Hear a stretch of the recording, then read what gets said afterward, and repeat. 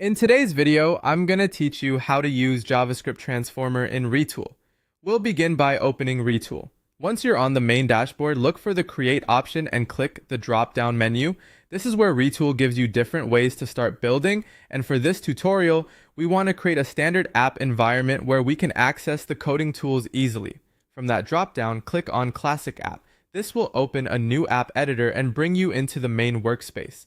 If you're new to Retool, this is the area where you build interfaces, connect data, and add logic behind the scenes. Once the app is open, move your attention to the left-hand side of the screen.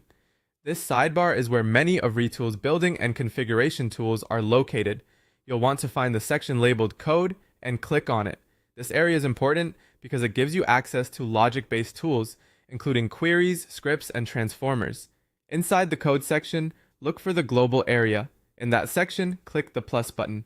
This is how you add a new global code resource to your app. Global tools are useful because they can help you process or reshape data in a reusable way across your app. After clicking the plus button, choose Transformer. A transformer in Retool is designed to take data and modify it using JavaScript. This is especially helpful when you want to format values, combine fields, filter results, or prepare information before displaying it somewhere in your app. Now add your JavaScript into the Transformer editor. This is where your logic goes. Make sure the code is written clearly and does exactly the transformation you need.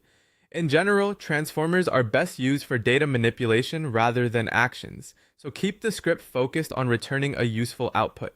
Once your JavaScript has been added, let it run. Retool will evaluate the transformer and show you the result. This is a helpful moment to quickly review the output and confirm that the transformation is working the way you expect.